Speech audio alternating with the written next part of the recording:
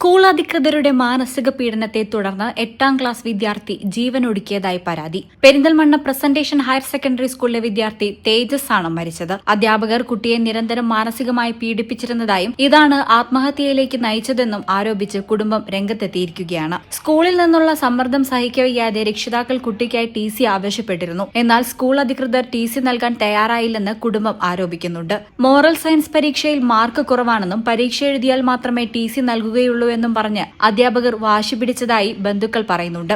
അധ്യാപകരുടെ ഈ കടുംപിടുത്തവും മാനസികമായ തളർത്തലും മൂലമാണ് കുട്ടി കടുങ്കൈ ചെയ്തതെന്നാണ് കുടുംബത്തിന്റെ പരാതി. അതേസമയം കുടുംബം ഉന്നയിക്കുന്ന ആരോപണങ്ങൾ സ്കൂൾ അധികൃതർ നിഷേധിച്ചിട്ടുണ്ട്. സംഭവത്തിൽ പെരിന്തൽമണ്ണ പോലീസ് കേസെടുത്ത് അന്വേഷണം ആരംഭിച്ചിരിക്കുകയാണ്. അധ്യാപകരുടെ പീഡനത്തിനൊപ്പം തന്നെ കുട്ടിയുടെ ഫോൺ ഉപയോഗം, ഓൺലൈൻ ഗെയിമിംഗ് എന്നിവയുമായി ബന്ധപ്പെട്ട സംശയങ്ങളും പോലീസ് പരിശോധിക്കുന്നുണ്ട്. പോസ്റ്റ്മോർട്ടം റിപ്പോർട്ടിനും ഡിജിറ്റൽ തെളിവുകളുടെ പരിശോധനയ്ക്കും ശേഷം മാത്രമേ മരണത്തിന്റെ കാരണം വ്യക്തമാകൂ എന്ന് പോലീസ് പറഞ്ഞു.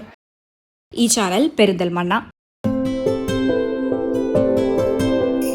15 വർഷങ്ങളായി ഈ തിളക്കം നമ്മെ ഭ്രമിപ്പിക്കുന്നു.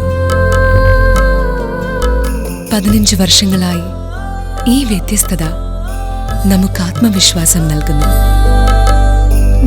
15 വർഷങ്ങളായി നമ്മുടെ ആഘോഷങ്ങളിൽ ഈ പാരമ്പര്യവും പങ്കാളികളാണ്. ഒരു ദേശത്തിന്റെ ആഭരണ സംസ്കാരം രൂപപ്പെടുത്തിയവർ. ഞങ്ങളെപ്പറ്റി നിങ്ങൾക്കല്ലേ കൂടുതൽ അറിയുന്നത്? പരിശുദ്ധിയുടെ സുവർണ പാരമ്പര്യം. Hayath golden diamonds, Valanchery.